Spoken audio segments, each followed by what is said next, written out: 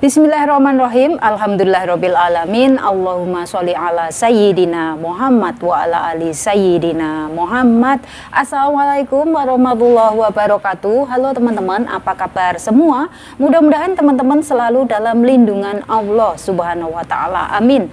Alhamdulillah, di video kali ini saya akan membacakan komen dari teman kita. Oke. So di sini datangnya dari Mbak Mika dan mbaknya bertanya seperti ini. Mbak Asih, boleh request nggak next bikin video tentang apa aja sih masakan yang biasanya majikan suka? Atau masakan sehari-hari mereka itu kayak apa? Saya masih proses nih Mbak, biar tahu makanan-makanan majikan itu apa aja biasanya. Makasih Mbak Asih. Iya, sama-sama Mbak Mika. Jadi di sini buat Mbak Mika yang saat ini sedang proses lah ya. Sebenarnya kalau soal makanan majikan, kan di sini kan banyak sekali majikan ya. Ada yang majikannya orang Melayu, orang Chinese, orang India, dan juga orang bule. Ada juga majikannya yang mungkin orang dari Pakistan. Semua itu tergantung dari majikan masing-masing lah ya teman-teman. Misalkan saya kasih contoh, kalau majikannya orang Melayu, sudah pasti masakan setiap hari itu hampir sama seperti masakan orang Indonesia. Pasti di situ yang namanya bumbu-bumbu itu harus serba lengkap. Terus kalau majikannya orang Chinese teman-teman, itu di sini justru sangat simple sekali. Cara memasaknya tuh sangat-sangat simple ya. Tentang bumbu-bumbunya, terus tentang bahan-bahannya itu nggak ada yang repot, oke? Terus kalau majikan India itu ribet banget teman-teman, karena di sini saya punya pengalaman bekerja dengan majikan India itu ada 4 tahun. Dan di situ ya kita memakai bahan-bahannya itu sangat jelimet. Pokoknya kalian harus benar-benar nggak bisa kalian itu ibaratnya kalau masak kari ini bumbunya seperti ini tuh harus ditulis teman-teman. Karena saya ya pengalaman dari saya pribadi, saya di situ kerja 4 tahun itu harus ada yang namanya buku. Saya harus melihat catatan. Setiap masak itu harus melihat catatan. Kayak gitu ya teman-teman. Dan untuk majikan orang bule teman-teman itu juga ada resepinya masing-masing.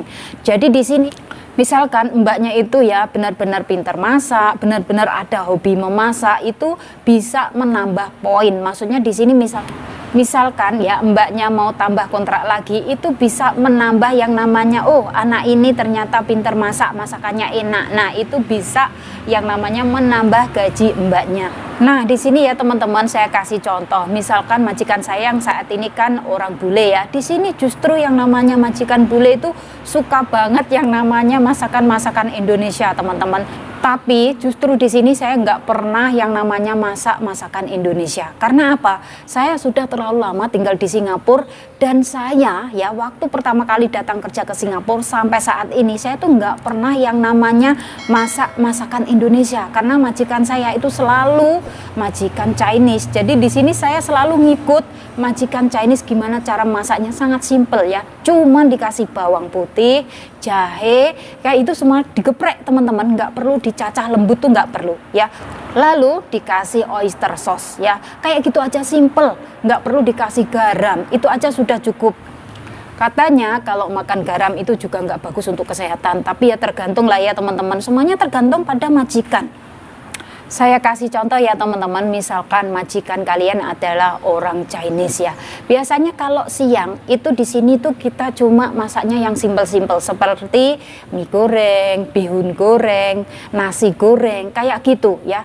Tapi kadang ada juga yang mungkin lah ya masaknya itu kalau malam saja ya. Masaknya itu kalau malam saja, kalau siang beli di kopitiam. Kalau di sini ngomongnya kopitiam atau di kedai warung makan kayak gitulah ya teman-teman. Oke. So kalau malam baru masak, ada juga yang seperti itu. Ada juga yang siangnya masak, malamnya juga masak. Ada.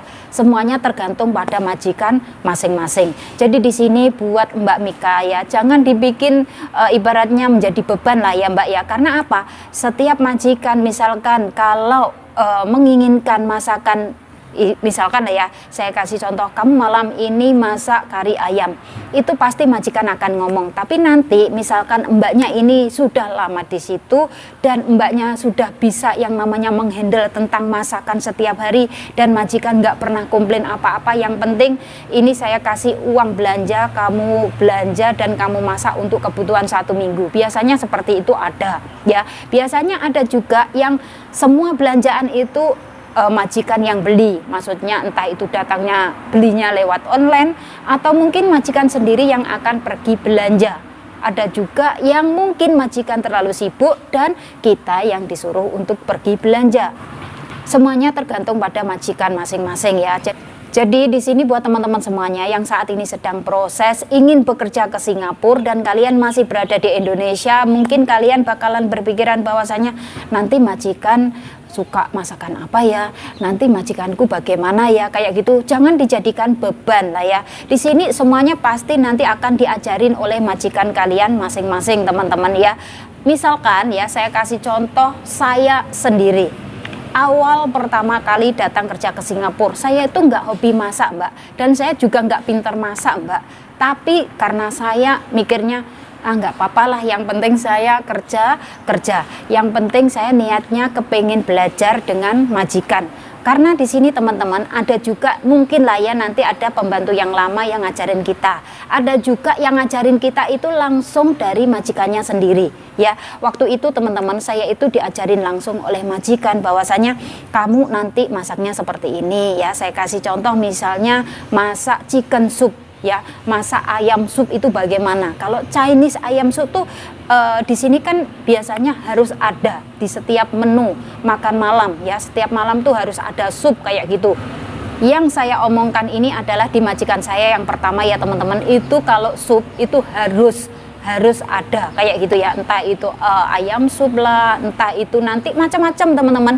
Ayam sup itu isinya juga macam-macam, jadi setiap hari itu masak sup itu harus ada. Nanti ada juga yang namanya masak babi sup itu ada ya, pokoknya macam-macam. Dari situ kita akan diajarin oleh majikan ya. Kalau kita diajarin teman-teman, misalkan ya kalian itu ibaratnya, wah kok saya cepat lupa ya, kok nggak bisa yang namanya ingat kayak gitu, terus nanti kalian harus tanya lagi sama majikan. Daripada hal ini terjadi seperti itu dan majikan berpikiran bahwasanya, ya Allah kok kamu cepat lupa sih, kok kamu cepat lupa, ya udah pasti cepat lupa. Karena apa? Pikirannya belum fokus ke pekerjaan ya, kan baru datang dari Indonesia, sudah pasti pikirannya masih ada di Indonesia lah, mikirin keluarga lah, mikirin anak lah, mikirin orang tua, kangen dengan keluarga, pasti itu teman-teman ya.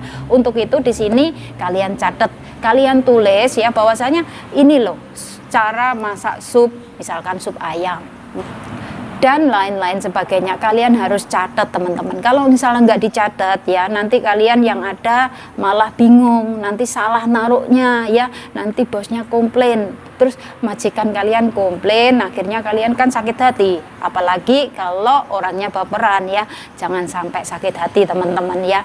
Dan di sini buat teman-teman semuanya, kalian yang kepengen kerja ke Singapura harus siap ya. Siap dalam arti apa Mbak Asih? Siap segalanya. Siap tenaga kalian, siap pikiran kalian, dan juga yang paling utama adalah mental ya. Kalau kalian semuanya ini sudah siap, insya Allah kalian akan lolos ya. Insya Allah kalian bisa finish kontrak 2 tahun. Dan saya jamin kalian nggak bakalan pindah-pindah majikan. Karena di sini teman-teman harus ingat ya, bahwasanya setiap pindah majikan ya, setiap kalian balik lagi ke agent itu akan dikenakan tambahan potongan gaji lagi. Dan mau sampai kapan kalian akan bisa terima gaji penuh kalau misalkan kalian sering-sering pindah majikan. Kalau bisa ya, sekali masuk ke rumah majikan harus sampai finish kontrak ya. Kalau misalkan ya kalian merasa di sini pekerjaannya sangat susah banget, di sini saya nggak cocok dengan majikan ini, aduh majikanku cerewet banget, aduh majikanku suka komplain, majikanku suka marah-marah, dan lain sebagainya. Itu wajar teman-teman, karena kalian masih baru, kalian masih ibaratnya baru belajar, kalian masih pemula, masih perlu banyak waktu untuk belajar. Dan proses adaptasi di rumah majikan itu nggak ada yang singkat, nggak ada yang mudah, nggak ada yang gampang. Semuanya itu berproses teman-teman. Sama seperti halnya saya sendiri. Di sini waktu saya pertama kali datang kerja ke Singapura juga seperti itu, ya. Sama teman-teman, proses kita sama, ya. Kalau kalian mau bersabar, kalau kalian ikhlas dalam menjalaninya setiap hari, terus kalian itu benar-benar siap, insya Allah kalian bisa. Yakin, kalau saya bisa, saya yakin kalian juga bisa, ya. Kita di sini sama-sama manusia, ya. Ibaratnya kalian harus ingat seperti apa sih perjuangan saya waktu di Indonesia untuk datang kerja ke Singapura. Dari situ kalau kalian ingat ya teman-teman, insya Allah kalian nggak bakalan mundur. Karena apa? Di sini banyak sekali teman-teman kita ya yang baru pertama kali datang kerja ke Singapura. Itu apa teman-teman? Setelah finish potongan itu pada minta pulang ke Indonesia. Padahal belum ada uang, belum dapat uang teman-teman. Baru dapat gaji 1 bulan. Itu pun untuk beli tiket sendiri dan sisanya tinggal berapa coba? Nanti setelah sampai di Indonesia, saya yakin pasti akan menyesal. Karena apa? Yang namanya penyesalan itu datangnya di belakang. Jadi di sini buat teman-teman semuanya, ingat dengan tujuan awal kalian datang kerja ke luar negeri itu untuk apa? Kayak gitu. Kalau kalian ingat dengan tujuan kalian, saya yakin kalian nggak bakalan mundur. Kalian nggak bakalan mundur, ya. Ingat bahwasanya di Indonesia tuh mau ngapain kalau kalian pulang, ya. Boleh pulang kalau kalian sudah punya uang, sudah punya modal, ya, kayak gitu. Tapi kalau misalkan kalian pulang itu sudah nggak dapat apa-apa, apa kalian kerja ke Singapura ini hanya untuk kerja bakti saja, ya, ngasih uang untuk agent saja? Ibaratnya di sini kalian membantu agent untuk bisa lebih kaya lagi. Terus kalian dapat apa coba? Dari sini kalian paham ya teman-teman bahwasanya kerja ke luar negeri ini benar-benar nggak gampang. Nggak seperti yang ada di postingan di Facebook, terus di YouTube, di TikTok, kayak gitu enggak, ya. Itu semua hanyalah casing. Di dalamnya kalian nggak tahu. Setelah kita berada di rumah majikan, setelah kita bekerja di rumah majikan, itu perjuangan kita seperti apa, nanti kalian rasakan sendiri. Di sini saya nggak nakut-nakutin, ya. Di sini saya berbagi, di sini saya sharing bahwasanya kerja di Singapura memang realnya, ya 100%-nya kita itu benar-benar harus fokus, harus siap mental. Kalau kita sudah siap segalanya, insya Allah ya kalian bakalan menjadi orang yang sukses berikutnya. Kalian bisa membahagiakan keluarga, kalian bisa memberikan masa depan yang baik, masa depan yang cerah untuk anak-anak kalian. Itu saya yakin ya. Tapi di sini kalau kalian belum siap, kalau kalian di sini itu ibaratnya kerja ke luar negeri karena ada masalah, karena yang kedua karena terpaksa, dipaksa oleh keluarga dan lain sebagainya. Jadi di sini bukan niat 100% dari hati, itu nanti ujung-ujungnya ya kalian nggak bakalan betah. Karena apa? Nggak ada niat dari lubuk hati kalian sendiri. Di sini itu kalian ibaratnya kerja ke luar negeri tapi paksaan. Kerja ke luar negeri karena lari dari masalah, itu nggak akan membuat kalian menjadi sukses. Nanti ujung-ujungnya setelah sampai di luar negeri kalian juga cari masalah sendiri. Banyaklah teman-teman di sini itu yang bekerja menjadi seorang TKW itu banyak sekali ujiannya ya. Bukan dari keluarga majikan saja, di luar di saat liburan itu entah salah dalam pergaulan lah, entah apalah ya, banyak sekali. Dan kalau bisa hindari hal-hal seperti ini. Kalau bisa kalian setiap dapat liburan itu ya siapa tahu kalian dapat teman yang baik mengajak kalian untuk pergi ibaratnya ke masjid ya, belajar ngaji, atau kalian bisa ikut les-les ya, les bahasa Inggris, les menjahit, les masak, entah apalah ya kayak gitu. Di City Plaza banyak banget. Jadi isilah waktu liburan kalian itu dengan hal-hal yang positif ya. Karena di sini nanti setelah kalian dapat gaji, saya yakin kalian bisa shopping ya, bisa menyenangkan diri kalian sendiri. Di sini kalian bisa yang namanya nanti tambah cantik, tambah glowing, itu pasti. Karena apa? Kita sudah punya gaji, kita sudah punya uang. Pasti kalian bakalan berpikiran, saya pengen lah nyenengin diri sendiri. Iya, memang benar.